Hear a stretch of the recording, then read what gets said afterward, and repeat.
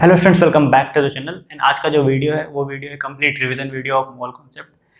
मैं हर एक सब टॉपिक्स को डिस्कस करूंगा मोल कॉन्सेप्ट्स के। ठीक है, इन सब टॉपिक्स को डिस्कस करने के साथ सारे टॉपिक्स के ऊपर मैं एक एक क्वेश्चंस लूंगा सो दैट कि आपके सारे कॉन्सेप्ट क्लियर हो जाए, क्वेश्चंस कैसे सॉल्व करते हैं। तो अगर आप लोग ने अभी तक चैनल सब्सक्राइब नहीं किया है, इस चैनल पे न्यू है तो चैनल को जरूर सब्सक्राइब कर लें, इस वीडियो को जरूर लाइक कर दें। वीडियो को चालू करने से पहले मैं अपने बारे में इंट्रोडक्शन दे दूं। My name is Aditya Narayan and I am currently teaching in Allen Kota and I am having experience of 4+ year in teaching. तो चलिए शुरू करते हैं हर एक टॉपिक्स को। स्टार्टिंग करेंगे अपन types of atomic and molecular masses, फिर अपन मोल कैलकुलेशन जानेंगे, लिमिटिंग रिएजेंट, फिर अपन मिक्सर प्रॉब्लम, फिर अपन कंबशन रिएक्शन ऑफ हाइड्रोकार्बन करेंगे, उसके बाद percentage yield and percentage purity के बारे में, फिर सीक्वेंशियल एंड पैरेलल, फिर एम्पिरिकल एंड मॉलिक्यूलर मासेस के बारे में जानेंगे, concept of vapour density and degree of differentiation. इन सारे टॉपिक्स को मैंने बहुत अच्छे से डिजाइन किया, हर एक छोटे छोटे पॉइंट्स को कवर किया जो आपके एग्जामिनेशन पॉइंट ऑफ व्यू से इंपॉर्टेंट है। मैंने हर एक टॉपिक पे मैंने एक क्वेश्चंस लिए, एक से दो क्वेश्चंस लिए सो दैट आपके कॉन्सेप्ट अच्छे से क्लियर हो जाए। एटॉमिक मास को अपन दो तरह से डिफाइन करते हैं। इसको बोलते हैं, एक बोलते हैं रिलेटिव एटॉमिक मास,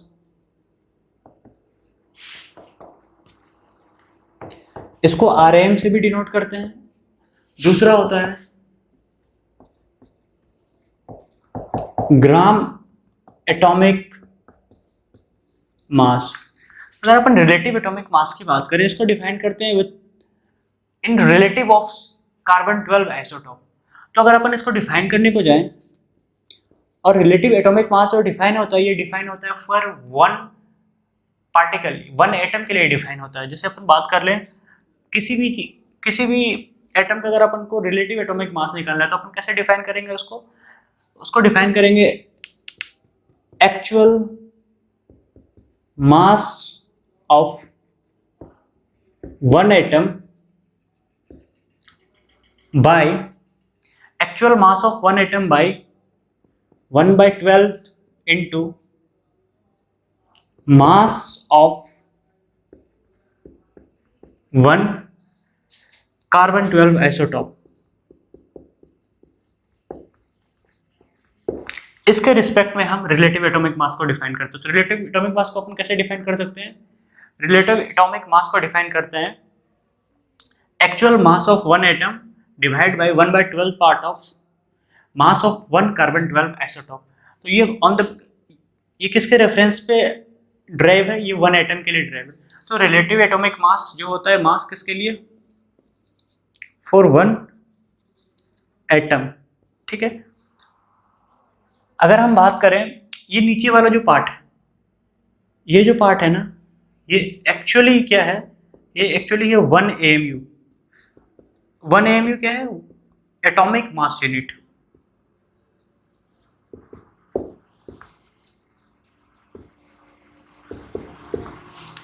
तो आरएम, वैसे तो आरएम क्या होता है? यूनिट लेस होता है, कोई भी यूनिट इसका नहीं होता है।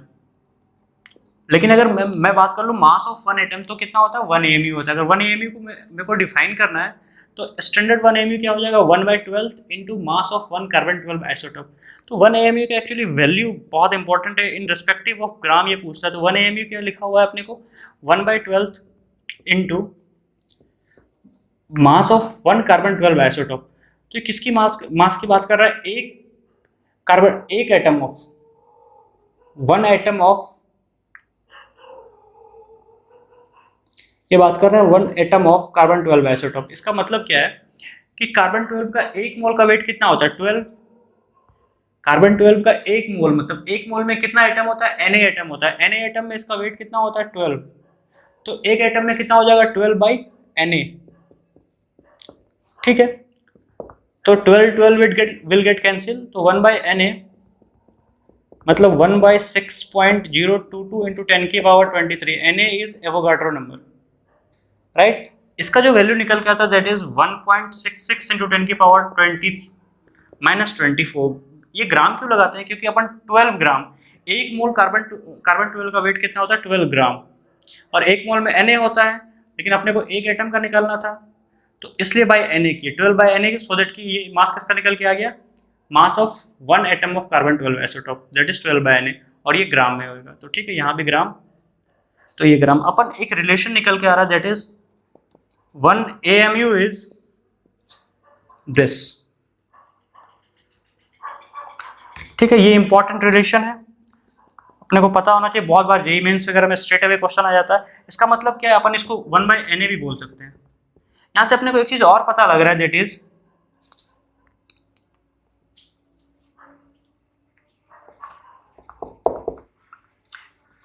Na into, that is Na into 1.66 into 10 की पावर -24 is 1। तो आप इस Na का वैल्यू कितना होता है दिस,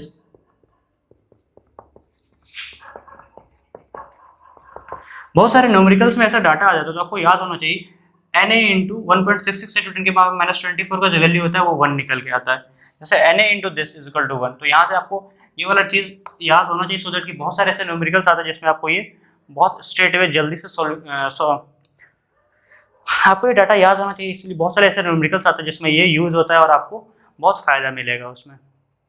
ठीक है, तो आपको इसमें रिलेटिव एटॉमिक मास पता लग गया, ये किसी वन एटम के लिए ये डिफाइन होता है। रिलेटिव एटॉमिक मास यूनिटलेस होता है, क्योंकि ये भी एमयू में और ये भी एमयू में, एमयू विल गेट कैंसिल, तो ये यूनिटलेस हो जाता है। ठीक है, तो अगर अपन बात कर ले ग्राम एटॉमिक मास क्या होता है, तो इट इज द वेट या फिर मास ऑफ 1 मोल और या फिर Na एटम। क्या होता है, Na एटम, या तो 1 मोल के लिए है, या तो क्योंकि 1 मोल में कितना एटम होता है, Na एटम होता है। तो इसको जो डिफाइन करते हैं ग्राम एटॉमिक मास को, ये किसका वेट होना चाहिए, इट इज द वेट या मास ऑफ 1 मोल या फिर Na atom in gram. Suppose अगर मैं बात कर लूं gram atomic mass of nitrogen, तो कितना हो जाएगा 14 ग्राम। कितना हो जाएगा 14 ग्राम। जैसे मैंने gram atomic mass of nitrogen बोला, तो ये रिलेटिव, अगर यहाँ पे मेरे को मास ऑफ, मैंने अगर gram atomic mass of nitrogen 14 ग्राम बोला, तो अगर मैं मास ऑफ 1 नाइट्रोजन एटम की बात कर लूं, तो ये जो निकाला आपने ना 14 ग्राम, ये कितना Na एटम में था, Na एटम में 14 ग्राम था, तो एक नाइट्रोजन एटम में कितना हो जाएगा 14/Na। ठीक है, ये 14/Na इसका मास है, मतलब ये ग्राम में आ रहा है, 14/Na is in gram, right. ये क्या है, different types of molecular mass है। जिस तरह से अपन एटॉमिक मास को डिफाइन किए थे, 2 टाइप, एक ग्राम एटॉमिक मास है, एक रिलेटिव एटॉमिक मास। उसी तरह से मॉलिक्यूलर मास को भी अपन क्या करेंगे, रिलेटिव मॉलिक्यूलर मासेस RMM, दूसरा क्या ग्राम मॉलिक्यूलर मासेस GMM। ठीक है, रिलेटिव एटॉमिक मास, ये भी किसी के रिलेटिव में अपन इसको डिफाइन करेंगे। तो इसको डिफाइन कैसे कर सकते हैं, RM मास ऑफ 1 मॉलिक्यूल, ठीक है, with respect to 1/12 into mass of 1 carbon 12, 1 atom of carbon 12 isotopes. ठीक है,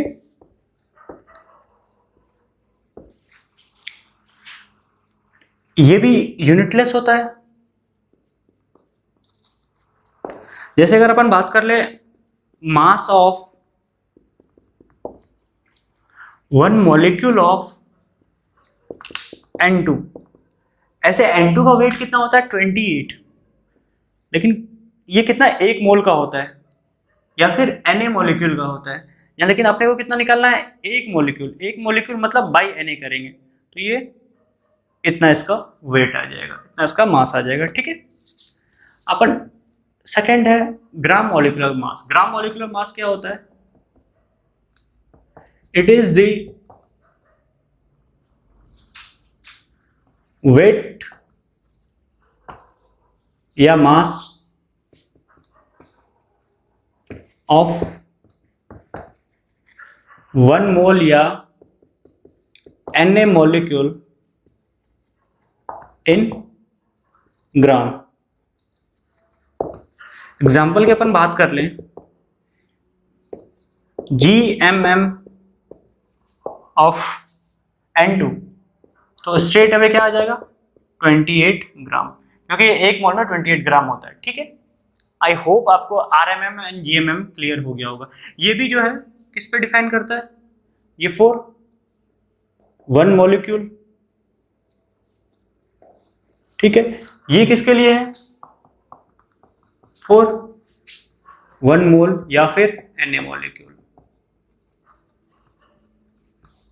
दोनों में डिफरेंस समझ में आ गया होगा, what is RMM, what is GMM। ये एक मॉलिक्यूल के लिए और वो एक मोल के लिए। आई होप आपको ये क्लियर हो गया होगा।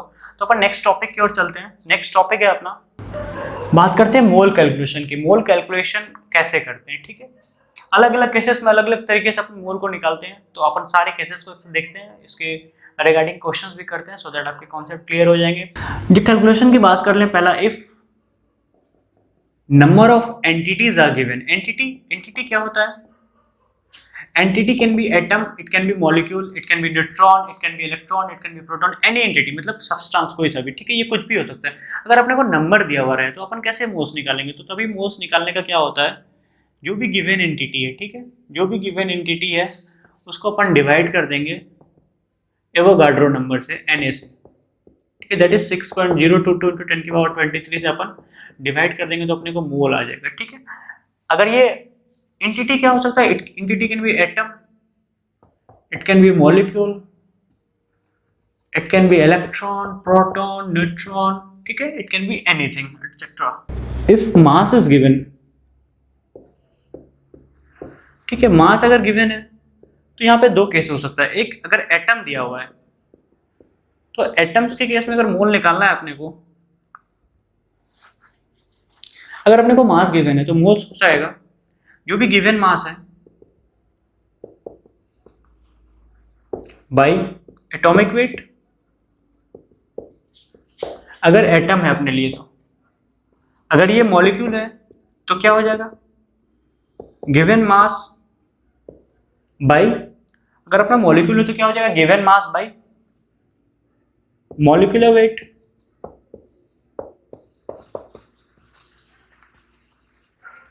अब इसमें एक बहुत ज्यादा इंपॉर्टेंट चीज है, वो आपको समझने वाली बात है, ठीक है। एक टर्म होता है दैट इज ग्राम एटम, और एक दूसरा टर्म होता है दैट इज ग्राम मॉलिक्यूल।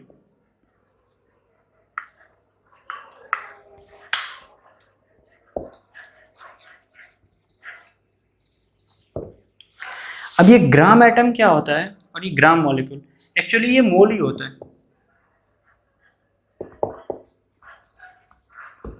ठीक है।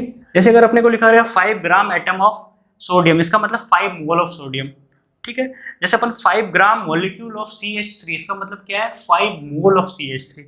जैसे अगर इसके बारे में कुछ अपन बात करते हैं, कुछ स्टेटमेंट लिखते हैं, स्टेटमेंट से आपको क्लियर हो जाएगा।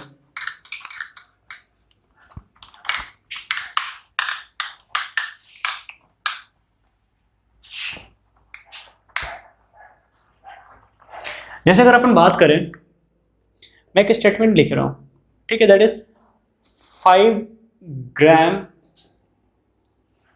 Atom of sodium.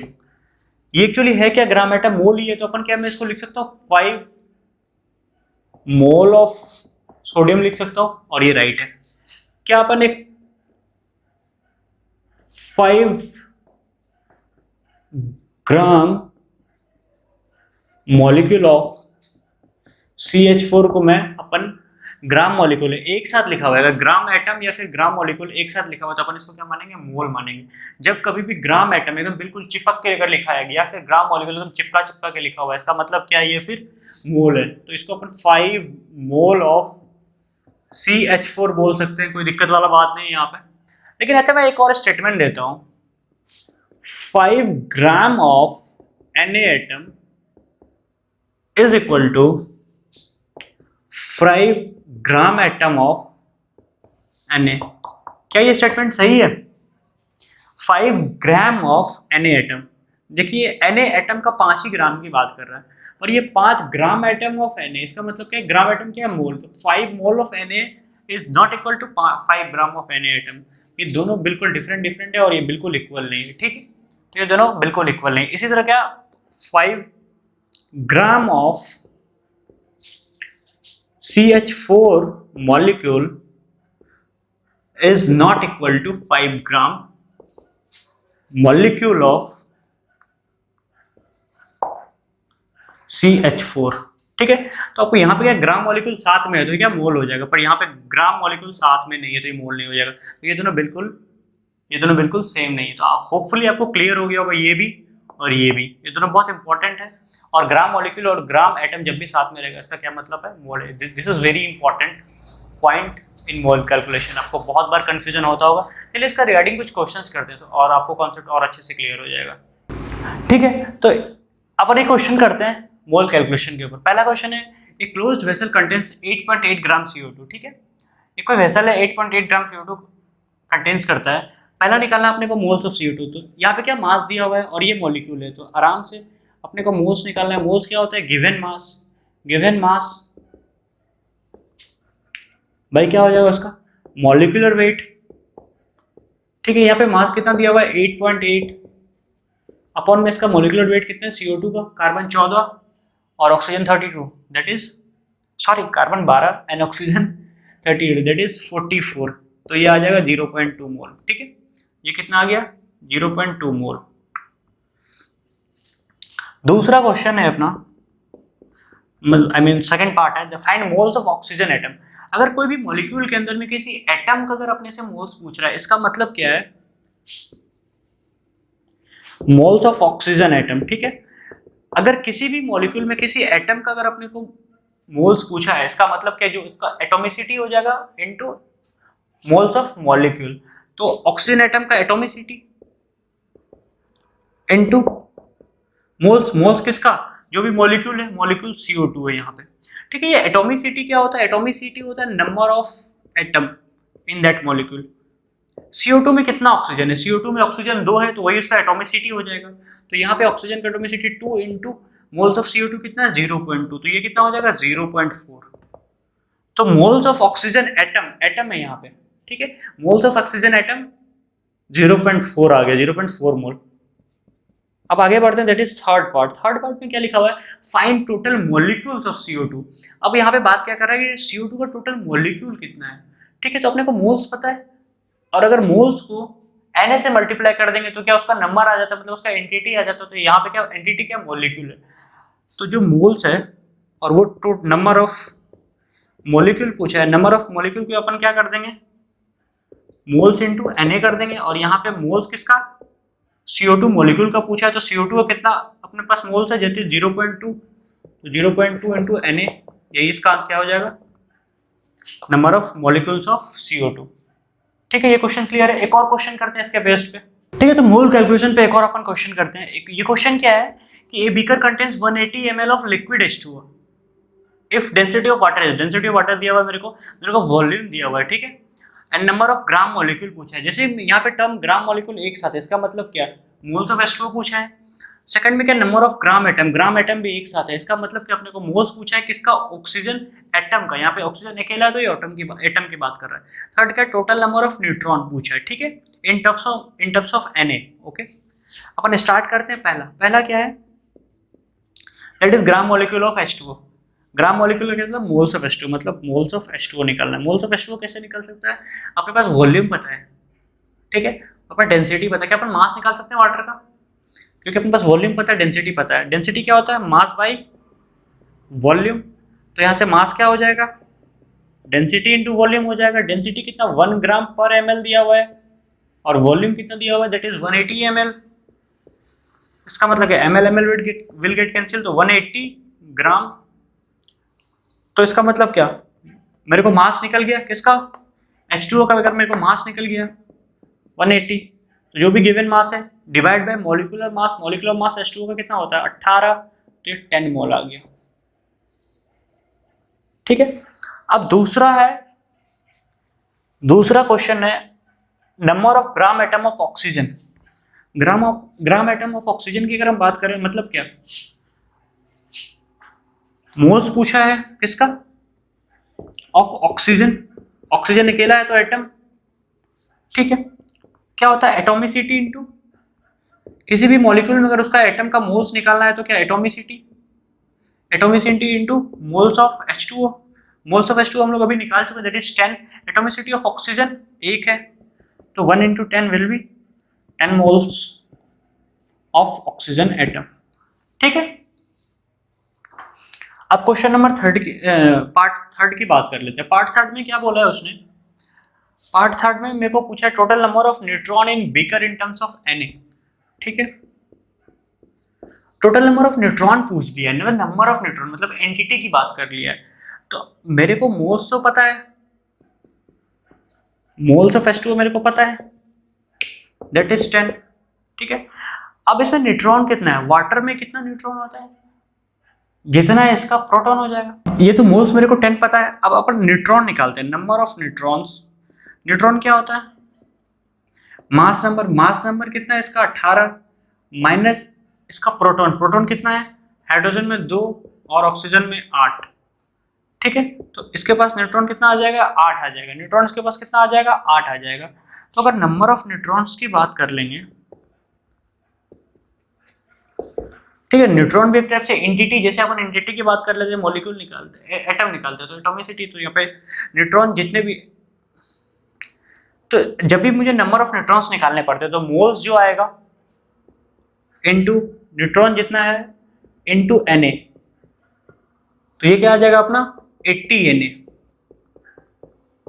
ठीक है, यहां से अपने को नंबर ऑफ न्यूट्रॉन कैसे निकला, जो मोल्स आया मेरे को किसका, मॉलिक्यूल का जो मोल्स है इनटू उस मॉलिक्यूल में कितना न्यूट्रॉन है वो इनटू उसका Na, तो उससे अपने को क्या नंबर ऑफ न्यूट्रॉन्स आ गया। ठीक है, तो सिंपल सा आइडियल गैस जब भी है तो अपन एक यूज कर सकते हैं, that is PV equal to nRT।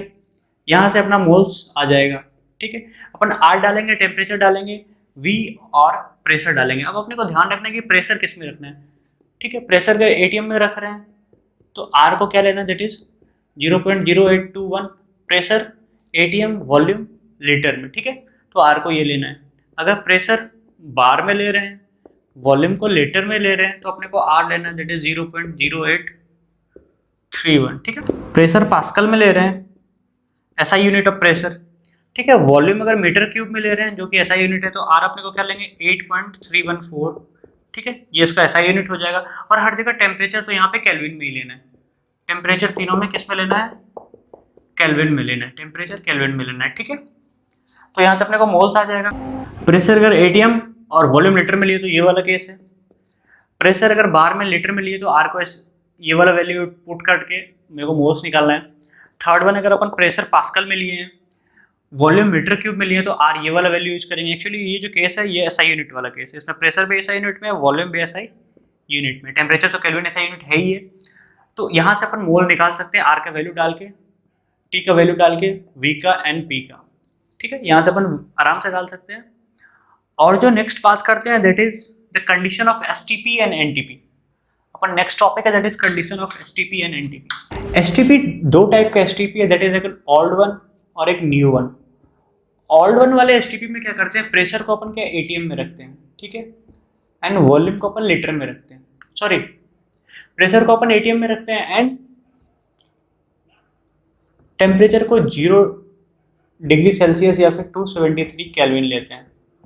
ठीक है, न्यू में क्या है, प्रेशर को बार में लेते हैं एंड टेम्परेचर यहाँ पर भी 0 डिग्री सेल्सियस है।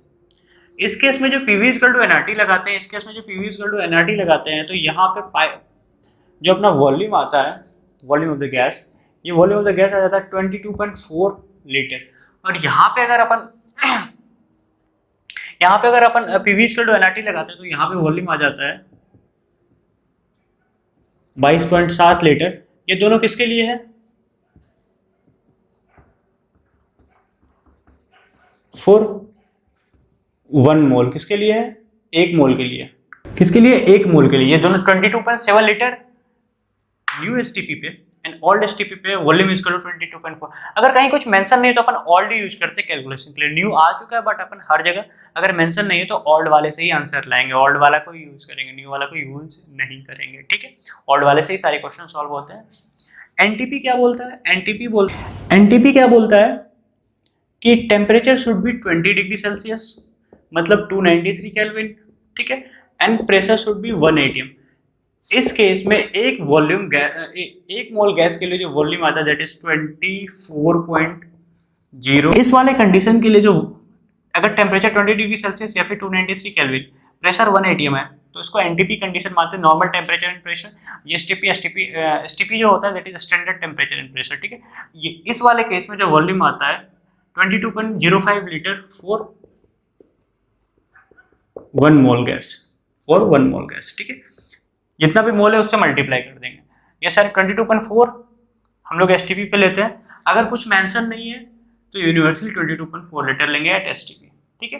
न्यू वाले एसटीपी को हम लोग नहीं मानते हैं जब तक कि वो मेंशन ना कर रहा है कि प्रेशर बार में है, ओके। तो मोल कैलकुलेशन यहाँ पे खत्म होता है।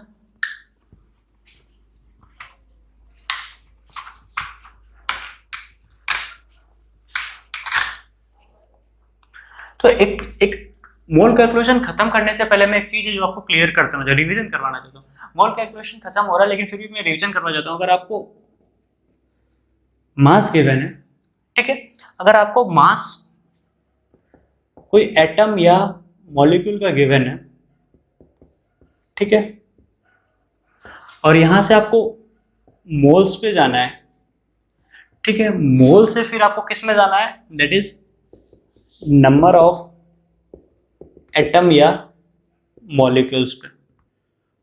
आपको किस में जाना है, नंबर्स ऑफ एटम या मॉलिक्यूल पे। जो भी मास दिया हुआ है, ठीक है, जो भी मास दिया हुआ है अगर उसको अपन डिवाइड कर देंगे, जो भी मास दिया हुआ है अगर उसको अपन डिवाइड कर देंगे किसके साथ, एटॉमिक वेट, अगर मॉलिक्यूल है तो मॉलिक्यूलर वेट के साथ। जो भी मास है उसको एटॉमिक वेट या मॉलिक्यूलर वेट के साथ डिवाइड करने पे अपने को क्या मिल जाएगा, मोल्स मिल जाएगा।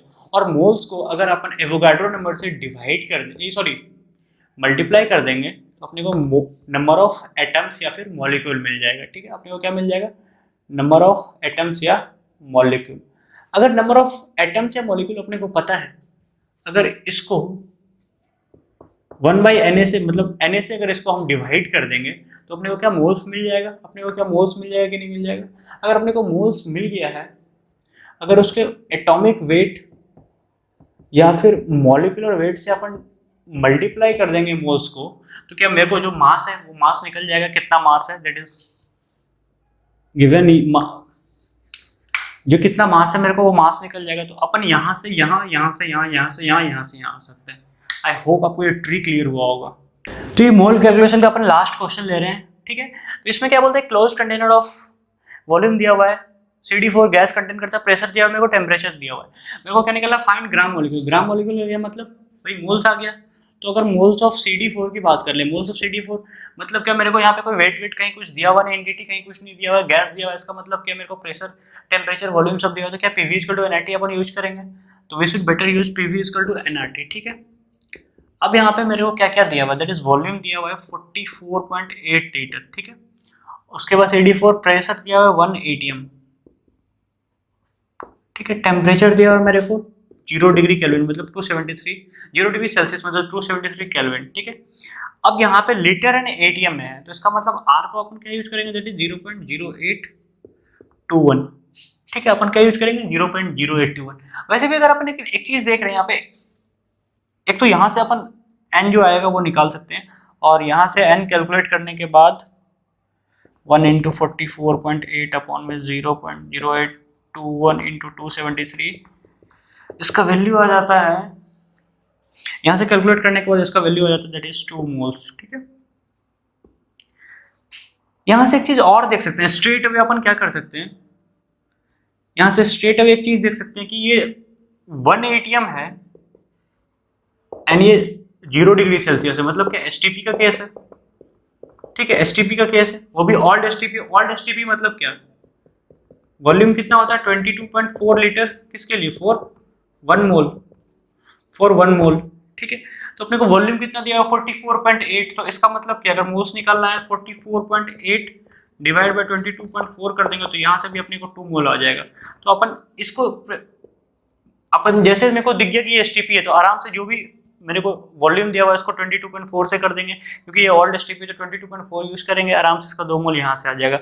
आप इसको भी कर सकते हो, अगर आपको याद है तो आप इसको भी लगा सकते हो, ठीक है।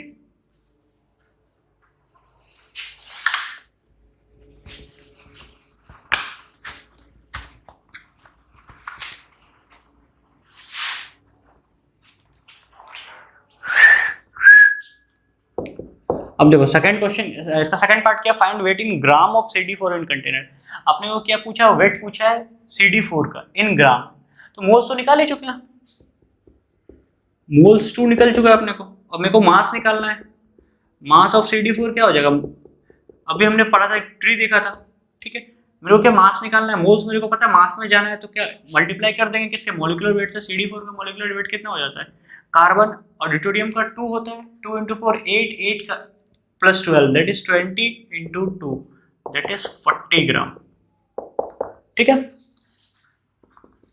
थर्ड पार्ट क्या है, फाइंड ग्राम एटम। अच्छा यहाँ पे ग्राम एटम है, तो ध्यान दें, ग्राम एटम मतलब मोल, एक साथ ग्राम एटम है मतलब मोल आ गया। Mole of D, mole of D मतलब क्या, डी एटम की बात कर रहा है, मतलब क्या, atomicity into moles of CD4। CD4 में डी का कितना एटॉमिसिटी, कितना डी है यहाँ पे, 4D है, तो एटॉमिसिटी 4 हो जाएगा। और CD4 का मोल कितना है, CD4 का मोल है अपने पास 2 निकाले में अपन ने, तो ये हो जाएगा 8 मोल्स ऑफ डी एटम, ठीक है। तो चलिए फिर नेक्स्ट जो पार्ट है दैट इज लिमिटिंग रिएजेंट, उसको करते हैं फिर। आई होप आपको मोल कॉन्सेप्ट यहाँ पे जो मोल का कैलकुलेशन है पूरा क्लियर हो गया होगा। अब अगर हम बात करते हैं लिमिटिंग रिएजेंट की, लिमिटिंग रिएजेंट मैं क्वेश्चन से समझाता हूँ इसको। सपोज मैं A+2 भी ले लिया, ठीक है, 1 मोल का फॉर्मेशन हो रहा है A+2B से, ठीक है। लिमिटिंग रिएजेंट को मैं क्वेश्चन से समझाता हूँ। क्वेश्चन क्या है कि A+2B इज फॉर्मिंग 1 से, ठीक है। मैं इसका भी 4 मोल ले लिया इनिशियल, ठीक है, ये भी 4 मोल है अपना और ये भी 4 मोल है। तो लिमिटिंग रिएजेंट कौन है, वो रिएजेंट जो लिमिट में हो, मतलब जो जल्दी खत्म हो जाए, ठीक है। तो उसमें मेरे को पिक करना है सो दैट कि रिएक्शन उसके अकॉर्डिंगली प्रोसीड हो जाए। अब LR निकालते कैसे, लिमिटिंग रिएजेंट को निकालने का तरीका क्या है, लिमिटिंग रिएजेंट को निकालने का यही तरीका है कि जो भी आपको गिवन मोल है, सपोज ये इनिशियली टाइम t = 0 पे मेरे को मोल्स पता है, तो अपन क्या करेंगे, जो भी गिवन मोल्स है, जो भी गिवन मोल्स है, ठीक है, उसको डिवाइड कर देंगे उसके स्टोइचियोमेट्रिक कोफिशिएंट से। यहाँ पे 4 है और इसका स्टोइचियोमेट्रिक कोफिशिएंट कितना है, 1, कुछ भी नहीं है, इसका मतलब क्या 1 है, 4/1, 4 इसके स्टोइचियोमेट्रिक कोफिशिएंट दैट इज 2। अब इन दोनों में चेक करेंगे स्मॉलर कौन है, 4/2 एंड 4/1 में स्मॉलर तो ये है, ये ग्रेटर है। जो भी स्मॉलर रहेगा उसको अपन LR बोलेंगे, ठीक है। जो ज्यादा रहेगा उसको क्या बोलेंगे अपन, एक्सेस रिएजेंट। क्या बोलेंगे उसको, एक्सेस रिएजेंट, मतलब ये रिएक्शन में बचा रह जाएगा, कुछ ना कुछ पार्ट इसका बचा रह जाएगा, कुछ पार्ट रिएक्ट करेगा। अगर दोनों इक्वल आ जाए, दोनों इक्वल आने का मतलब क्या है, दोनों LR है, ठीक है, या फिर कोई भी LR नहीं, मतलब रिएक्शन किसी एक से भी प्रोसीड कर जाएगा, मतलब दोनों का दोनों खत्म हो जाना है। इसका क्या मतलब है, अगर दोनों इक्वल आ गया तो रिएक्शन में दोनों में से कोई भी रिएजेंट बचेगा नहीं, दोनों का दोनों खत्म होना है, ठीक है। तो आगे बढ़ते हैं, क्वेश्चन कैसे सॉल्व होता है। मेरे को पता लग गया कि B क्या है, LR, ये तो खत्म होना ही होना है, तो रिएक्शन कैसे प्रोसीड होएगा, ठीक है। तो BLR तो मतलब B का खत्म हो जाना, श्योर शॉर्ट है। तो इसके पास 4 है, 2 से 1 कंज्यूम हो रहा है, 2 से 1 कंज्यूम हो रहा है, तो 4 से 2 कंज्यूम हो जाएगा। 2 से 1 कंज्यूम हो रहा है, 1 से 2, तो 4 से 2 कंज्यूम हो जाएगा, तो इसके पास बचा कितना, 2 रह जाएगा। अब इसके LR ये है तो रिएक्शन इसके अकॉर्डिंग प्रोसीड करेगा। 2 से 1 बन रहा है, 2 से 1 बन रहा है, तो 4 से 2 मोल बनेगा। अगर आपको क्वेश्चन आ जाएगा कि प्रोडक्ट कितना बना, दैट इज 2 मोल, ठीक है। रिएक्ट ए कितना बचा, दैट इज 2, ए कितना कंज्यूम हुआ, तो ये मोल्स कंज्यूम, ये मोल्स लेफ्ट। तो बहुत बार क्वेश्चन आता है मोल्स कंज्यूम्ड या फिर मोल्स लेफ्ट, तो आदमी कंफ्यूज कर जाता है, तो बहुत लोग कंफ्यूज कर जाते हैं। तो आपको क्लियर होना चाहिए कि कंज्यूम ये है और ये लेफ्ट है। तो ये नेक्स्ट क्वेश्चन है, मैंने LR के बेसिस पे लिया हुआ है, सेम रिएक्शन है। इसी रिएक्शन के उसने क्या बोल दिया है कि A+2B इज फॉर्मिंग C, ठीक है। 5 mole of A reacting with 8 mole of B, और अपने को C बताना है कितना बना है, आल्सो जो एक्सेस रिएजेंट है वो कितना बचा है। तो पहला तो काम अपने को ER निकालना है। ER कैसे निकालेंगे, जो भी गिवन मोल से 5 बाय स्टोइचियोमेट्रिक कोफिशिएंट 1, ठीक है। जो भी एटम के आगे लगा होता है वही उसका स्टोइचियोमेट्रिक कोफिशिएंट हो जाता है। यहाँ पे 8 गिवन मोल से बाय 2, ठीक है। 5/1 and 8/2 that is 4. Which one is smaller? This one is smaller. मतलब LR ये है, मतलब LR ये है, B is LR, right? तो अपन इसको मिटा देते हैं। ये अपने को time t is equal to 0, मतलब क्या इनिशियल मोल्स है अपने पास, ठीक है। ये LR है, मतलब ये खत्म। LR का मतलब ये होता है कि वो रिएक्शन में बचेगा नहीं, ये खत्म। तो इसका मतलब क्या है कि ये कुछ ना कुछ बचेगा, एक्सेस में यही रिएजेंट है। तो 2 से 1 कंज्यूम हो रहा है, for 2 mole 1 mole of A is consuming, मतलब क्या 8 के लिए 4 कंज्यूम हो जाएगा, ठीक है। ये खत्म, 2 से 1 बन रहा है तो 8 से 4 मोल ऑफ C बन जाएगा। तो कितना फॉर्मेशन हो रहा है? C 4 मोल। ए क्या पूछा आपने को? Amount of A left, amount of A left पूछा है अपने को। लेफ्ट मतलब क्या? 1। अगर अपने को कंज्यूम पूछता तो 4। तो हमें क्लियर होना चाहिए कि कंज्यूम और लेफ्ट। बहुत लोग क्या करते हैं, लेफ्ट के जगह कंज्यूम, कंज्यूम की जगह लेफ्ट, वो थोड़ा हो जाता है मिस अंडरस्टैंडिंग, तो जिसके कारण ये गलतियां होती है। तो आप लोग ऐसे गलतियां मत करना। मैं हम लोग क्या बात करेंगे? मेनली कार्बोनेट्स एंड बाइकार्बोनेट्स की बात करेंगे, ठीक है। पहला बात करते हैं कार्बोनेट्स की। कार्बोनेट्स के रिएक्शंस कैसे होते हैं, ठीक है। कार्बोनेट्स में भी हम अपने को 2 टाइप से जानना है। पहला अल्कली मेटल के कार्बोनेट्स। अल्कली मेटल के कार्बोनेट्स, अल्कली मेटल के वैलेंसी 1 होते हैं और कार्बोनेट के वैलेंसी 2 होते हैं। तो ये कैसा बनाएगा? तो ये कैसा कंपाउंड बनेगा? दैट इज M2CO3 टाइप के कंपाउंड्स बनाएंगे। जैसे अगर हम बात कर ले Li2CO3, Na2CO3 है, ठीक है, K2CO3। तो Li2 अल्कली मेटल्स के जो कार्बोनेट है दैट इज M2CO3। इसको अगर अपन हीट करेंगे तो कोई रिएक्शन नहीं देगा। अब यहाँ पे एक एक्सेप्शन आता है, ठीक है। वो एक्सेप्शन क्या है कि Li2CO3 जो है ना, अगर उसको हीट करेंगे तो वो रिएक्शन दे देता है, that is Li2O plus CO2 में वो ब्रेक हो जाता है, ठीक है। इसके अलावा कोई भी हीट करने पे रिएक्शन नहीं देता है। जैसे अगर अपन बात कर लें Na2CO3 या फिर K2CO3, इनको अगर अपन हीट करेंगे तो नो रिएक्शन, ठीक है, नो रिएक्शन। अब दूसरा है alkaline earth metal carbonates, alkaline earth metal, ठीक है। सेकेंड ग्रुप वाले मेटल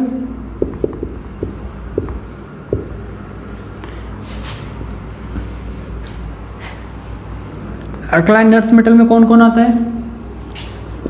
बेटा, मांगे, कार, स्कूटर, बाप, रोए, ठीक है।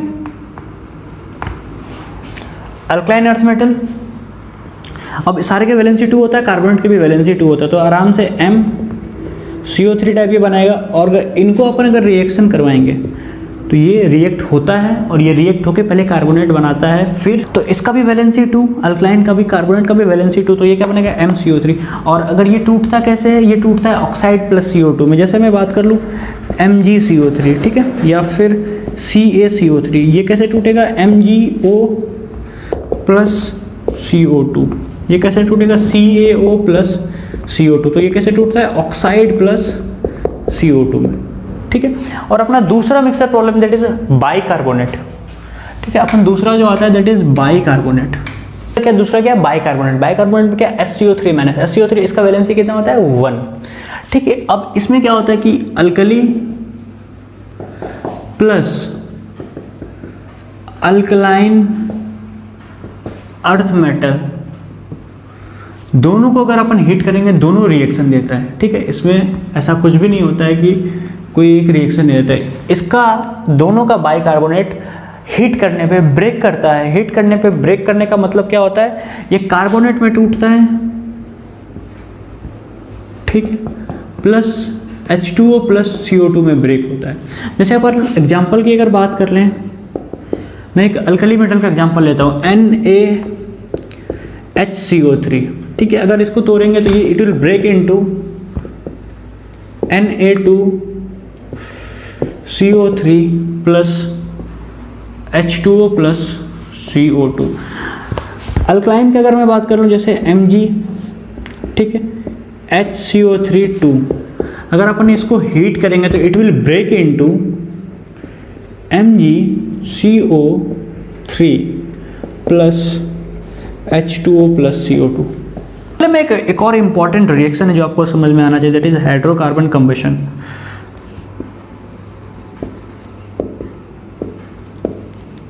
ये भी एक इम्पॉर्टेंट रिएक्शन है और इसके बेस्ड पे बहुत क्वेश्चंस आते हैं, पहले भी आए हुए हैं बहुत बार। तो हाइड्रोकार्बन क्या होता है, दैट इज CXHY कोई हाइड्रोकार्बन है, इसका अपन कंबशन करवा रहे। कंबशन कैसे, तो ऑक्सीजन के साथ जलेगा ये, ठीक है। जब भी हाइड्रोकार्बन ऑक्सीजन के साथ जलता है तो क्या बनाता है, CO2 प्लस H2O। अगर आप अपन इसको बैलेंस करने को जाएं, कार्बन X है तो यहाँ पे X लगा दिया, ठीक है। यहाँ पे हाइड्रोजन Y है इस साइड, यहाँ पे 2 पहले से है तो यहाँ पे Y/2 कर देंगे। हाइड्रोजन एंड कार्बन तो बैलेंस हो गया, बचा ऑक्सीजन की बात। ऑक्सीजन इधर कितना है, 2X plus Y/2, 2X plus Y/2, तो यहाँ पे 2 पहले से है तो X और Y/2 चाहिए तो क्या Y/4 करेंगे, तो इंटू 2 मल्टीप्लाई करके Y/2 बन जाएगा, ये Y/4 इंटू 2 तो ये Y/2 बन जाएगा, ठीक है। तो ये अपना रिएक्शन बैलेंस हो गया और यहाँ से अगर कुछ भी क्वेश्चन पूछेगा तो रिएक्शन बैलेंस करके आराम से अपन सॉल्व करके निकाल सकते हैं। तो क्वेश्चंस देखते हैं, इसके ऊपर भी अपन ट्राई करते हैं। अभी carbonate, bicarbonate, alkali metal and alkaline earth metal के साथ आपको कैसा रिएक्शन का बिहेवियर होएगा हीट करने पे मैंने आपको बताया, ठीक है। तो और हाइड्रोकार्बन का भी मैंने कंबशन बताया। तो अपन पहला क्वेश्चन हाइड्रोकार्बन के कंबशन के ऊपर करते हैं, फिर एक और क्वेश्चन अपन जो है मिक्सर कर लेंगे। तो ये क्वेश्चन क्या है, 84 gram of mixer of C3H4NO2 is burn. इसका मतलब क्या है, C3NH4 इज बर्न, तो क्या बनेगा CO2 प्लस H2O, ठीक है। अब यहाँ पे क्या बोल रहा है, फाइंड मैक्सिमम मास, क्या निकालना है मेरे को, maximum mass of CO2 that can be produce in the reaction. मतलब CO2 मैक्सिमम बनना चाहिए। CO2 कितना बनना चाहिए, मैक्सिमम। तो जब भी अगर ऐसा कुछ आएगा ना कि मैक्सिमम मास बने प्रोडक्ट का, मैक्सिमम मास बनने का क्या मतलब होता है कि कोई भी रिएजेंट रहे नहीं, दोनों का दोनों रिएजेंट कंप्लीटली खत्म हो जाए। इसका मतलब क्या है कि दोनों का दोनों LR होना चाहिए, मतलब स्टोइचियोमेट्रिक कोफिशिएंट जो भी मोल्स आएगा divide by stoichiometric coefficient should be equal. Suppose मैं इसको A मोल मान लेता हूँ, ठीक है, इसको B मोल मान लेता हूँ, अपन यही मानते हैं, ठीक है। मैं अगर इसको A मोल मान लूँ, इसको B मोल मान लूँ, तो पहले रिएक्शन बैलेंस कर लेते हैं ना, दैट इज 3। बिना रिएक्शन बैलेंस तो क्वेश्चन ही गलत हो जाएगा। 2 ऑक्सीजन कितना बचा, 6 और 8, तो यहाँ पे 4 आ जाएगा, ठीक है, ओके। तो अगर ये A और B है और ये दोनों LR होना चाहिए, इसका मतलब क्या है कि A/1 जो गिवन मोल्स है divide by stoichiometric coefficient, it should be equal to B/4, it should be equal to B/4, तभी तो दोनों का दोनों LR हो जाएगा। तो इसका मतलब क्या है कि B is equal to 4A। इसका मतलब क्या है, B is equal to 4A, तो B को 4A अपन डाल सकते हैं, B को 4A डाल सकते हैं। और इसने बोला है कि 84 ग्राम ऑफ मिक्सर, ये दोनों मिला के 84 ग्राम है। तो इसका मतलब क्या, अकॉर्डिंग टू क्वेश्चन में बोल सकता हूँ कि इसका मैंने A मोल्स माना है, ठीक है। A मोल्स माना हुआ है तो कितना, A इंटू इसका मास बढ़ते 36 से 40 40 प्लस ये कितना 4A और O2 का मास कितना होता है, दैट इज 32। तो 32 into 4A it should be equal to 84।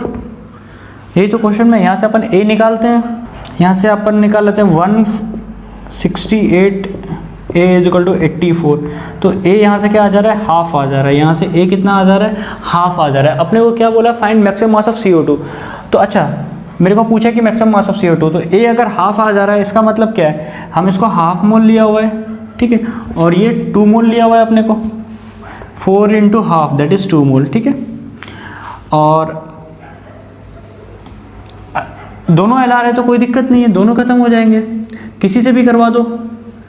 1 से 3 बन रहा है तो 1/2 से 1/2 इंटू 3, तो ये कितना मोल्स ऑफ CO3, तो मोल्स ऑफ CO2 क्या हो जाएगा, 3/2। मोल्स ऑफ CO2 3/2 हो जाएगा, तो मास ऑफ CO2 कितना हो जाएगा, 3/2 इंटू दैट इज 44, तो 66 ग्राम आ जाएगा, ठीक है। तो अपन हाइड्रोकार्बन का क्वेश्चन कर लिए थे, हाइड्रोकार्बन का कंबशन का क्वेश्चन कर लिए थे। अब मिक्सर का प्रॉब्लम करते हैं। तो ये क्वेश्चन क्या है, एक्चुअली क्वेश्चन दिया हुआ है कि determine the percent composition by mass of a mixture of anhydrous sodium carbonate and sodium bicarbonate. ठीक है, sodium carbonate and sodium bicarbonate की बात किया गया है। इन दोनों का मिक्सचर लिया हुआ है और वेट ऑफ द मिक्सचर दिया हुआ है and loss in weight on heating. ठीक है, अपन इसका रिएक्शन लिखते हैं। एनाइड्रस सोडियम कार्बोनेट, पहली बात तो Na2CO3 सोडियम कार्बोनेट हो जाएगा। सोडियम बाइकार्बोनेट की बात किया दैट विल बी NaHCO3 हो जाएगा। अब कार्बोनेट वो भी अल्कली मेटल का रिएक्शन नहीं देता है एक्सेप्ट Li2O3। यहाँ पे Na2CO3 है और इसको अगर अपन हीट करेंगे तो कोई भी रिएक्शन ये देगा ही नहीं।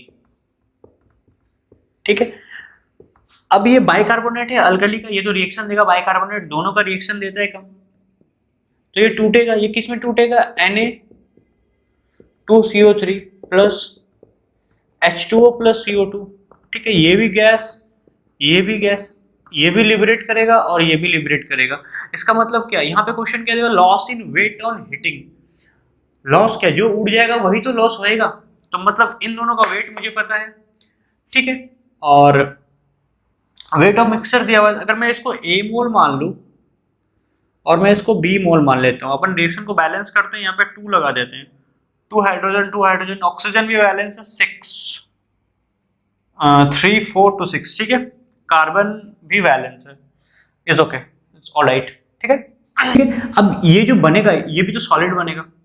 ठीक है, ये तो मिक्सर है तो पहले से ही कार्बोनेट्स है तो सॉलिड है। ठीक है, ये रिएक्शन हो रहा है, ये सॉलिड बन रहा है, ये गैस बन रहा है, ये गैस बन रहा है और गैस ही उड़ेगा। इन दोनों का वेट ही 0.11 ग्राम दिया हुआ है इनका वेट। तो अपन यहाँ से क्या बोलते हैं? Na2CO3, तो 46 दैट इज 60 प्लस 46, तो 106 इंटू A। तो ये मास ऑफ Na2CO3 आ जाएगा प्लस NaSCO3 60 और 24 84 B इज इक्वल टू 2 ग्राम। यहां से मैं एक इक्वेशन लिख सकता हूं। ठीक है, यहां से एक इक्वेशन लिख सकता हूं। उसके बाद अपन क्या, अच्छा ये B मोल है अपना। ठीक है, अब ये पूरा खत्म हो जाएगा। 2 से कितना बन रहा है? 1 बन रहा है, तो B से कितना बनेगा? ये B/2 बनेगा। ठीक है, 2 से 1 बन रहा है तो B से B/2 बनेगा। तो B/2 इंटू 18, मतलब H2O का वेट कितना होता है? Molecular weight 18 into B/2 plus CO2 44 होता है इंटू B/2, इसका वैल्यू दिया हुआ है दैट इज 0.11 ग्राम। ठीक है, यहां से अपने को 2 इक्वेशन और 2 वेरिएबल है अपने पास।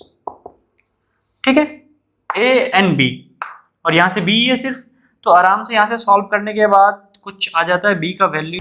ठीक है, मैं यहाँ पे स्ट्रेट अवे क्या कर दिया, यहाँ पे B और A का वैल्यू डाल दिया हूँ। यहाँ से सॉल्व करेंगे B का वैल्यू आ जाएगा, B का वैल्यू उठा के यहाँ पे डालेंगे, यहाँ से A का वैल्यू, तो ये अपने पास 2 वैल्यूज आ गए।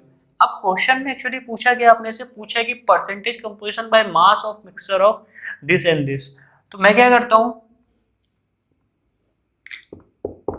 अब पहले Na2CO3 निकाल देता हूँ। Na2CO3 कितना मास हो जाएगा? इसका मास हो जाएगा B, मतलब क्या? B इंटू इसका, सॉरी Na2CO3 का बात कर रहे हैं, तो A इंटू इसका, तो 106 इंटू A अपॉन में टोटल वेट। परसेंटेज निकाल रहे हैं वो भी बाय मास, मतलब टोटल वेट। इन दोनों का एडिशन तो 2 ही आना है, टोटल वेट तो अपने पास इनिशियली 2 ही, तो आराम से इसको सॉल्व करेंगे जो भी आ जाएगा। फिर परसेंटेज बाय NaHCO3। ठीक है, ये क्या हो जाएगा? 84B/2, क्योंकि मिक्सर में यही दोनों है, तो जो इसका आ जाएगा उसमें 100 में माइनस कर देंगे तो इसका परसेंटेज आ जाएगा। ठीक है, तो फिर आई होप आपको मिक्सर और हाइड्रोकार्बन कंबशन का कॉन्सेप्ट समझ में आया होगा। तो अपन नेक्स्ट कॉन्सेप्ट पे बढ़ते हैं, that is percentage yield and percentage purity. Actually percentage yield होता क्या है? सपोज मेरे को 100 ग्राम बनना है, बट लेकिन कुछ कारणवश बन नहीं पाया 100 ग्राम, 84 ही मेरे को प्रोडक्ट में आया। इसका मतलब क्या है? कहीं ना कहीं कुछ ना कुछ लॉस, कुछ ना कुछ तो दिक्कत हुआ है, मेरे को पूरा का पूरा बना नहीं है। तो अगर बात करो थियोरेटिकली जितना आना चाहिए, थियोरेटिकली जितना आना चाहिए उतना नहीं आ पा रहा है, तो आ कुछ कम जा रहा है, तो यील्ड मतलब कुछ कम है उसका। तो मतलब क्या है? एक्सपेरिमेंटल या फिर ऑब्जर्व्ड, जो भी वैल्यू आ रहा है बाय थियोरेटिकल इनटू 100। ठीक है, थियोरेटिकली जितना आना चाहिए, अगर एफिशिएंसी 100% रहता तो थियोरेटिकली पूरा का पूरा आ जाता, बट लेकिन कुछ और आ जा रहा है। ठीक है, उससे कम आ जा रहा है, इसका मतलब का जितना आया एक्सपेरिमेंटली या ऑब्जर्व अपॉन में। तो परसेंटेज यील्ड को अपन कैसे डिफाइन कर सकते हैं? परसेंटेज यील्ड को अपन डिफाइन कर सकते हैं कि जो भी एक्सपेरिमेंटल वैल्यूज आया अपॉन में थ्योरेटिकल वैल्यू इनटू 100। ठीक है, इसका एक क्वेश्चन करते हैं, उससे अपन इस कॉन्सेप्ट को समझते हैं। इसको अपन क्वेश्चन से समझते हैं। परसेंटेज यील्ड को बेस्ट समझने का तरीका है क्वेश्चन से अपन समझ सकते हैं। ये नॉर्मल सा एक रिएक्शन दिया हुआ है, दैट इज 256 ग्राम ऑफ ये रिएक्शन जा रहा है if 2.8 mole of CO2 is obtained. CO2 कितना ऑब्टेन कर रहा है? 2.8 ही ऑब्टेन किया जा रहा है, मतलब कि ये एक्सपेरिमेंटल है या फिर ऑब्जर्व्ड है। Find the percentage yield of the reaction. ठीक है, अब ये रिएक्शन है 2C10H8 plus 9O2 is giving 2C8H4O3 plus 4CO2 plus 4H2O। ठीक है, CO2 की बात किया गया है और यहाँ पे ऑक्सीजन की कुछ बात ही नहीं किया, इसका मतलब यही LR है, रिएक्शन इसी के अकॉर्डिंग चलेगा। इसका मास कितना हो जाएगा? 256 ग्राम अपॉन में इसका मास 120 और 8 128। अगर इसको बात कर ले तो ये कितना मोल आ जाता है? दैट इज 2 मोल। अगर ये 2 मोल है, 2 से कितना बन रहा है? 4 बन रहा है। 2 से कितना बन रहा है? 4 बन रहा है। तो 2 मोल खत्म हो जाएगा तो कितना बनेगा? ये 4 मोल ऑफ CO2 बनेगा। लेकिन आ कितना रहा है? That is 2.8। अगर 100% यील्ड होता तो कितना बनता? 4 बनता। तो इसलिए अगर हम परसेंटेज यील्ड की बात करेंगे ऑब्जर्व या फिर एक्सपेरिमेंटल, दैट इज 2.8। ठीक है, थ्योरेटिकली अपने पास कितना आ रहा है? 4 आ रहा है। तो इंटू 100 की बात कर लेंगे तो ये परसेंटेज आ जाएगा आपको। परसेंटेज कितना आ रहा है? दैट इज 10 7 तो 70%। तो इसका यील्ड कितना है? 70%। ठीक है, जेईई मेंस में parallel, JEE mains and NEET में parallel reaction is not much important. Sequential से क्वेश्चन आने के चांसेस होते हैं, तो अपन सीक्वेंशियल को डिटेल में देखेंगे, पैरेलल को उतना डिटेल में देखने का कोई जरूरत नहीं है क्योंकि बहुत रेयर चांसेस है कि पैरेलल से क्वेश्चन आए। अब देखो सीक्वेंशियल एक्चुअली होता क्या है? सीक्वेंशियल होता क्या है? सीक्वेंशियल में क्या होता है कि कोई भी दो LR या फिर कोई भी LR से जो प्रोडक्ट बना उसमें से कोई एक प्रोडक्ट सेकंड वाले रिएक्शन के लिए क्या रिएक्टेंट बन जाए, फिर उस रिएक्शन का जो प्रोडक्ट है उसमें से कोई भी एक प्रोडक्ट दूसरे वाले रिएक्शन के लिए क्या हो जाए? रिएक्टेंट हो जाए। इसका मतलब क्या है? सीक्वेंशियल यही होता है कि जो प्रोडक्ट बना वो आपके लिए नेक्स्ट रिएक्शन में रिएक्टेंट बन जाए, फिर इसमें जो प्रोडक्ट बना वो आपके दोनों में से कोई एक आपके नेक्स्ट रिएक्शन के लिए क्या हो जाए? रिएक्टेंट हो जाए, फिर ये फाइनल प्रोडक्ट आ जाएगा। तो ऐसा ही कुछ। ठीक है, अपन यही सेम रिएक्शन है, इसी पे अपन एग्जांपल करते हैं और आपको क्लियर कर दें कि इसके सीक्वेंशन के क्वेश्चन को कैसे अपन सॉल्व करेंगे। ठीक है, इनिशियली अगर ये 4 मोल ले लिया और ये अगर ये 2 मोल ले लिया, ठीक है, तो अगर अपन LR की बात करें तो LR कौन है दोनों में? 4/1 given mole by stoichiometric coefficient is 4, 2/2 is 1। तो ये तो छोटा है तो इसका मतलब LR है, क्योंकि 2/2 1, 4/1 4, 4 और 1 में कौन छोटा है? ये छोटा है। तो रिएक्शन इसके अकॉर्डिंग चलेगा। ये तो खत्म हो जानी है। ठीक है, ये खत्म हो जाने का मतलब क्या है? 2 से 2, 2 से 2, 2 से 3, 3/2 इंटू 2। ठीक है, 2 से 3 तो 1 से कितना? 3/2 है कितना? 2। तो ये आ जाएगा 3 मोल। अब यहाँ पे कैरी कौन कर रहा है? D कर रहा है। तो D का कितना प्रोडक्ट है? 3। यहाँ कैरी 3 हो जाएगा। ऐसा नहीं कि यहाँ 3D है तो 3, तो 2D तो यहाँ 2, ऐसा नहीं। यहाँ पे जितने भी मोल्स है वो इतना कैरी फॉरवर्ड हो जाएगा। ठीक है, 3। तो अब ये तो एक ही यहाँ पे रिएक्टेंट है, पूरा कंप्लीट खत्म। 2 से 1, 3 से 3/2, 2 से 1, 3 से 3/2। ठीक है,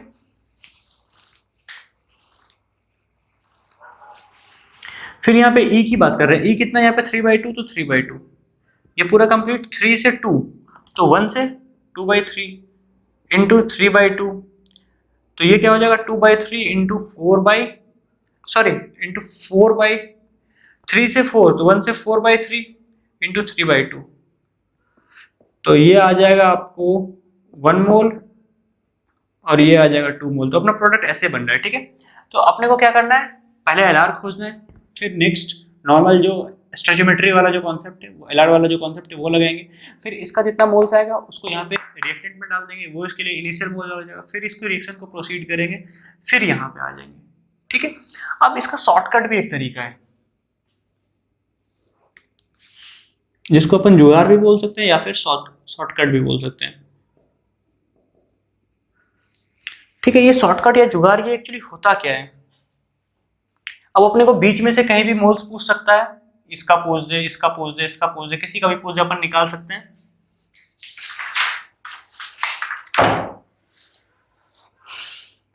जैसे अपने को फाइनल प्रोडक्ट का निकालना है तो एन इनिशियल, और ये किसका होना चाहिए, it should B of L R into R1 R2 into R3, ये जितने भी रिएक्शन है टिल Rn, ठीक है। अब ये R1 R2 R3 क्या है, Np तो क्या हो गया, moles of final product, Ni क्या है, मोल्स ऑफ इनिशियल प्रोडक्ट, और वो भी किसका, Lr का ही, सिर्फ किसी और का नहीं लेना है। जो भी अगर 3-4 रिएक्टेंट है तो मेरे को मोल्स इनिशियल किसका लेना है, Lr का लेना। अब ये R1 क्या है, R1 वो है, जैसे इस वाले रिएक्शन के लिए, रिएक्शन 1 के लिए सपोज कैरी कौन कर रहा है, D यहाँ पे कैरी कर रहा है, तो यहाँ पे D का स्टोइचोमेट्रिक कोफिशिएंट अपॉन में Lr का स्टोइचोमेट्रिक कोफिशिएंट, तो जो कैरी हो रहा है ना, जो प्रोडक्ट कैरी करेगा नेक्स्ट रिएक्शन में, जो प्रोडक्ट कैरी करेगा उसका अपने को स्टोइचोमेट्रिक कोफिशिएंट अपॉन में स्टोइचोमेट्रिक कोफिशिएंट ऑफ Lr, क्योंकि पहला रिएक्शन में तो Lr ही मेरे को पता लगेगा, दूसरा रिएक्शन में क्या है, स्टोइचोमेट्रिक कोफिशिएंट किसका, प्रोडक्ट जो कैरी करेगा, ठीक है। फिर क्या, स्टोइचोमेट्रिक कोफिशिएंट ऑफ रिएक्टेंट, ठीक है। अब सेकंड वाले के लिए कैरी कौन कर रहा है, यहाँ पे E है तो यहाँ पे कैरी कर रहा है, तो इसके लिए क्या हो जाएगा, स्टोइचोमेट्रिक कोफिशिएंट इसका 1, इसका क्या हो जाएगा 2। तो अगर इसकी अपन वैल्यू की बात कर ले, मैं देख लेता हूँ मैं G के लिए, फॉर G अगर मैं बात कर लूँ, आप यहाँ पे G और H के लिए मैं निकाल के दिखाता हूँ इसका कैसे यूज करते हैं। एक्चुअली G के लिए मैं N ऑफ G की बात कर लेता हूँ, ठीक है। G कैसे निकलेगा, पहले तो Ni, तो इनिशियल मोल किसका, Lr का, कितना है अपने पास 2 है, ठीक है, इनटू अपने को R1 यूज करना है। अब R1 यहाँ पे है, तो R1 क्या होता है, जो कैरी करेगा, D कैरी कर रहा है, तो D का स्टोइचोमेट्रिक कोफिशिएंट कितना है 3, Lr 2, तो दैट विल बी 3/2।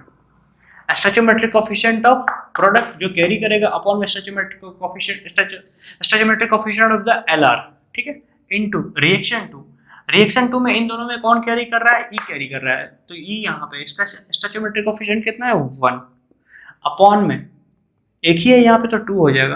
अब यहाँ पे 3 रिएक्शन है तो R3 भी आएगा, तो मेरे को G का निकालना, किसका, G का, तो G का स्टोइचोमेट्रिक कोफिशिएंट कितना है 2, और इसका तो एक ही रिएक्टेंट है 3, और अपन इसको मल्टीप्लाई करते हैं, दैट इज 1 मोल, ठीक है। सेम उसी तरह N ऑफ अपन H भी निकाल सकते हैं, इनिशियल मोल Lr का तो वही रहेगा, R1 तो वही रहेगा, सेम चीज, ठीक है, R2 भी वही रहेगा, बस R3 में क्या हो जाएगा, H के लिए लिखेंगे तो 4/3 हो जाएगा, और इसका वैल्यू 2 आ रहा है। आप जिसमें कंफर्टेबल है वैसे क्वेश्चन सॉल्व कर सकते हैं। अब सिक्वेंशियल में कभी कभी क्या होता है कि इल्ड भी दे देता है, रिएक्शन का इल्ड, सपोज इस रिएक्शन का इल्ड 70% है, ठीक है, सपोज इसका कुछ 80% है, सपोज इसका कुछ 90% है, या फिर 60% है, जो भी है। तो ऐसे केसेस में अगर इल्ड दे देगा ना, तो अपने को क्या मल्टीप्लाई करना पड़ेगा, यहाँ पे ऐसे तो कर ही रहे हैं, इनटू इल्ड भी करना पड़ेगा, तो मतलब y1/100, 70 है तो 70/100 इंटू y2/100, सो ऑन, जितना भी रिएक्शन है, जो भी इल्ड रहेगा, उस इल्ड को अपने को क्या, किससे डिवाइड करना है, दैट इज बाय 100, ठीक है। गेटिंग माय पॉइंट और नॉट, तो अपने को क्या करना है, इल्ड बाय 100। ऐसे केसेस में भी जो भी रहेगा डिवाइड कर देंगे, जितना भी इल्ड रहेगा इल्ड बाय 100 से अपन को मल्टीप्लाई कर देना है, ठीक है, तो अपने को प्रोडक्ट वैसा आ जाएगा।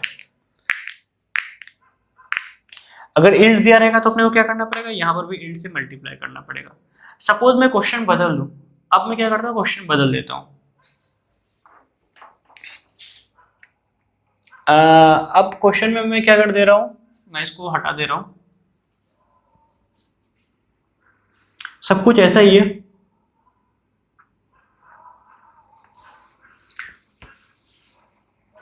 ठीक है, सब कुछ ऐसा ही है।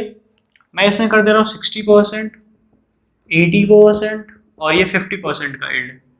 अब मेरे को G का निकालो, तो अपन क्या करेंगे, ये तो है ही है,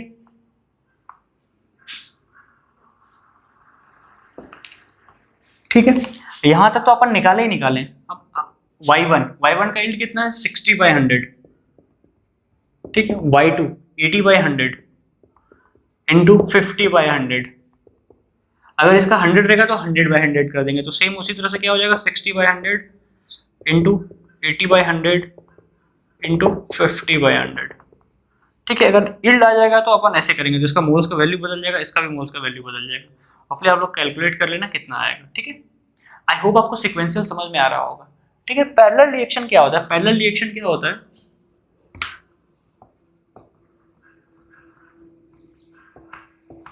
जैसे एक ही रिएक्टेंट से, ठीक है, जैसे एक ही रिएक्टेंट से दो प्रोडक्ट बन रहा हो तो उसको अपन क्या बोलेंगे? पैरेलल। जैसे सी और ऑक्सीजन का अगर करवाए तो कभी कार्बन मोनोऑक्साइड भी बन सकता है, कभी कार्बन डाइऑक्साइड भी बनता है। जैसे P4 प्लस O2 का अगर मैं करूं तो कभी ये P4O6 भी बनता है, कभी ये P4O10 भी बनता है। अगर दोनों प्रोडक्ट बन रहा है कोई एक रिएक्टेंट से, अगर दो प्रोडक्ट बन रहा है कोई एक रिएक्टेंट से तो उसे पैरेलल है। ठीक है, मतलब क्या पैरेलल है, पूरा का पूरा LR खत्म हो जाना चाहिए, पूरा का पूरा रिएक्टेंट खत्म हो जाता है। पैरेलल केसेस में क्या होता है कि पूरा का पूरा रिएक्टेंट खत्म हो जाता है।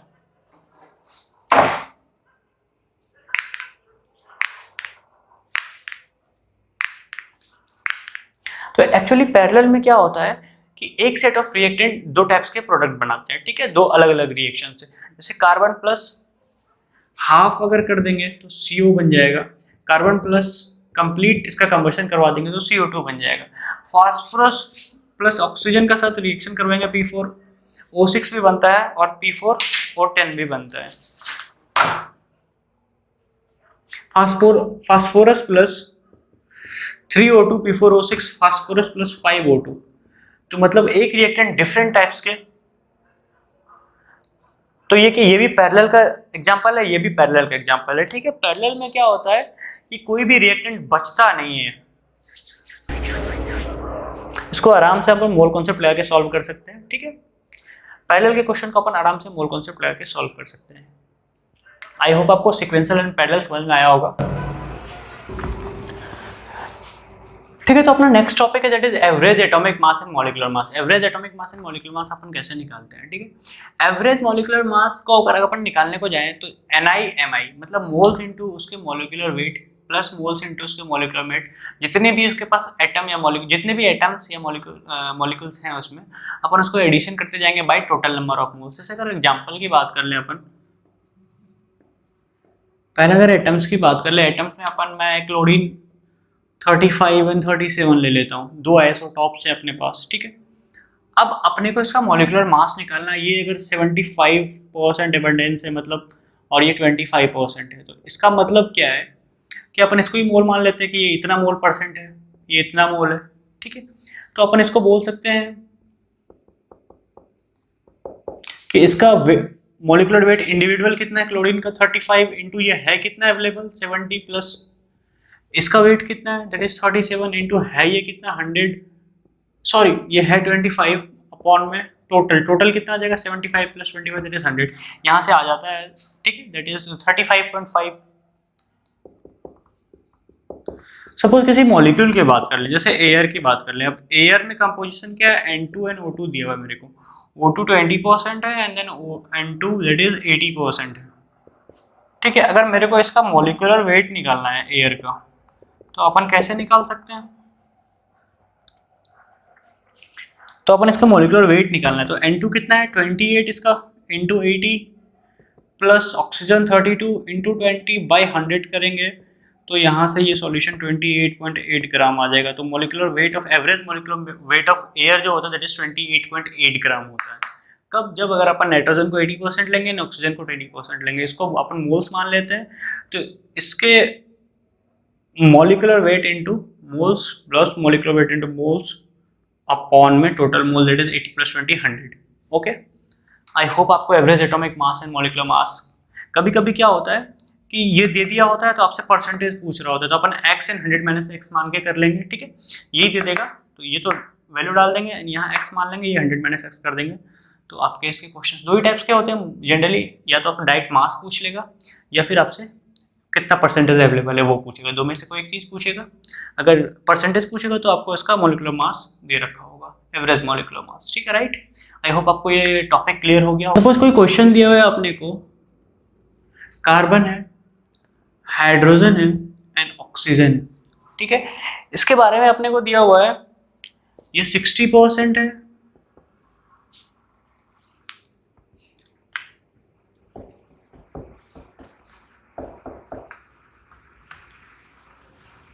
ठीक है, अपने को ये क्वेश्चन दिया हुआ है दैट इज कार्बन 60% है, हाइड्रोजन 32% है, ऑक्सीजन 8% है किसी भी कंपाउंड में।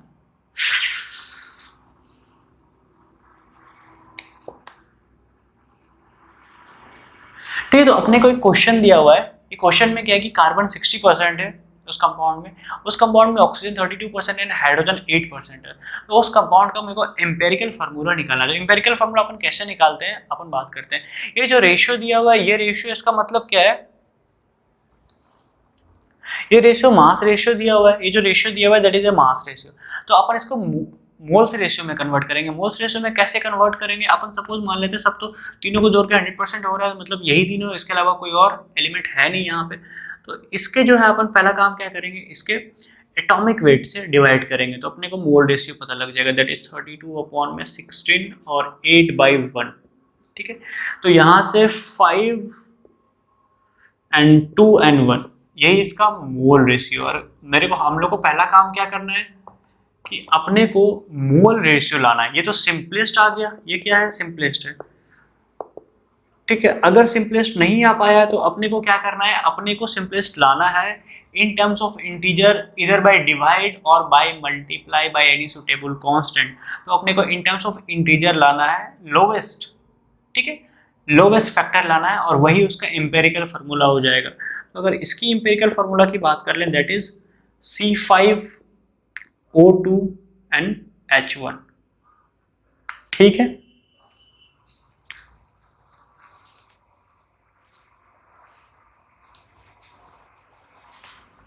अच्छा सॉरी, यहाँ पे तो ये सिंपलेस्ट, यहाँ पे तो 8 होएगा, सॉरी यहाँ पे H8 आ जाएगा। ठीक है, यहाँ पे 1 लिखा हुआ था मैंने, 1 नहीं, यहाँ पे 8 होएगा, तो ये भी सिंपलेस्ट है। तो C5O2H8 ये इसका एम्पेरिकल फार्मूला हो जाएगा। अब मॉलिक्यूलर फार्मूला कैसे निकालेंगे, मॉलिक्यूलर फार्मूला के लिए अपने को मॉलिक्यूलर मास जरूर दे रखा होगा, मॉलिक्यूलर मास अपने को गिवन होगा। ठीक है, अगर अपने को मॉलिक्यूलर मास गिवन होएगा तो इसका मतलब क्या है कि मॉलिक्यूलर फार्मूला को अपने को कोई एक n इनटू एम्पेरिकल फार्मूला करेंगे। ठीक है, अब ये n कहाँ से निकलेगा, ये n क्या है, ये n हो जाएगा mass of molecular formula by mass of empirical formula. यहां से जो n निकलेगा वो इंटीजर ही निकलेगा, और इस n को, ठीक है, एम्पेरिकल फार्मूला से अगर अपन डिवाइड करेंगे तो मॉलिक्यूलर फार्मूला निकल जाएगा। ओके, आई होप आप ये क्वेश्चन कर सकते हैं। सपोज अगर इसी क्वेश्चन में मॉलिक्यूलर फार्मूला मेरे को गिवन, सॉरी मॉलिक्यूलर मास मेरे को गिवन है 300। सपोज इसी क्वेश्चन में मेरे को मॉलिक्यूलर मास गिवन है 300, तो एम्पेरिकल फार्मूला का मास कितना है, 60, 32, 92, 100 है। ठीक है, तो मैं n कैसे निकालूंगा, mass of molecular formula that is given 300 upon A mass of empirical that is 100। तो यहाँ से n3 आ रहा है, तो क्या मैं मॉलिक्यूलर फार्मूला बोल सकता हूँ 3 into empirical formula. Empirical formula क्या है, C5O2H8। तो यहाँ से अपने को मॉलिक्यूलर फार्मूला क्या आ जाएगा, C15O6NH24। ये अपना मॉलिक्यूलर फार्मूला हो जाएगा। तो एम्पेरिकल फार्मूला कैसे निकालना है, मॉलिक्यूलर फार्मूला वहां से कैसे निकालना है, होप आपको क्लियर हो गया होगा। जो भी अपना मास रेशियो उसको पहले मोल रेशियो में लाना है, mole ratio should be simplest, यहाँ तो सिंपलेस्ट है, अगर नहीं है तो अपने को सिंपलेस्ट लाना है। कैसे, बाय इधर डिवाइड और by multiply by any suitable constant, so that कि इंटीग्रल फॉर्म में आ जाए। ठीक है, वो इट शुड बी लोवेस्ट, वो क्या हो जाएगा, एम्पेरिकल फार्मूला हो जाएगा। वहां से अपन मॉलिक्यूलर फार्मूला में कैसे जाएंगे, मास जो गिवन होएगा उससे डिवाइड कर देंगे, mass of molecular formula by mass of empirical formula, जो भी n आएगा उस n को एम्पेरिकल फार्मूला से मल्टीप्लाई कर देंगे, वही उसका मॉलिक्यूलर फार्मूला हो जाएगा। ठीक है, ठीक है। अब नेक्स्ट टॉपिक जो है, नेक्स्ट टॉपिक अपना लास्ट टॉपिक है, that is concept of vapour density. Vapour density क्या होता है, वेपर डेंसिटी होता है density of gas at same pressure and temperature with respect to density of H2 gas. Vapour density को हम लोग H2 गैस पे डिफाइन करते हैं, ठीक है, at same temperature and pressure. अगर अपन बात कर लें डेंसिटी की, डेंसिटी क्या होता है, एक अपन रिलेशन पढ़ते हैं that is PM is equal to DRT। अपन रिलेशन क्या पढ़ते हैं, PM is equal to DRT। ठीक है, तो यहां से डेंसिटी को अपन PM बाई RT बोल सकते हैं। ठीक है, PM/RT बोल सकते हैं। तो यहाँ से ये जो इक्वेशन है डेंसिटी की, अगर प्रेशर इनटू मास ऑफ जिस गैस का वेपर डेंसिटी निकालना है अपॉन में R इंटू टी, ठीक है, अपॉन में pressure into mass of H2 gas upon में R, ठीक है। अब ये कोई हम प्रेशर एंड टेम्परेचर और दोनों सेम है, गैस का भी एंड H2 का भी, इसका मतलब टेम्परेचर भी सेम, प्रेशर भी same, it will get cancel. तो इसका मतलब क्या आ जाएगा मेरे पास कि mass of gas by mass of H2, और मास ऑफ H2 कितना होता है 2। तो अपन वेपर डेंसिटी को क्या बोल सकते हैं, मास ऑफ गैस मतलब मॉलिक्यूलर वेट अपॉन में 2। और वेपर डेंसिटी अगर सिर्फ वेपर डेंसिटी दिया गया है, अगर वेपर डेंसिटी सिर्फ वेपर डेंसिटी दिया गया तो वो हाइड्रोजन के रिस्पेक्ट की बात कर रहा है, ठीक है। अगर कोई स्पेसिफिक दे दिया कि with respect to other gas, तो उस गैस का जो वेट होएगा उससे डिवाइड करना पड़ेगा। अगर कुछ मेंशन नहीं है तो H2 गैस की बात करेंगे, तो वेपर डेंसिटी क्या हो जाएगा, molecular weight by 2। I hope आपको ये क्लियर हो गया होगा। अब जो एक टॉपिक है that is concept of vapour density and mass average with degree of dissociation. तो मैं नेक्स्ट जो वीडियो है that is revision video of concentration term, मैं उसमें डिस्कस करने वाला हूँ। ये वीडियो काफ़ी लंबा हो चुका है। आई होप आपको ये वीडियो पसंद आया होगा और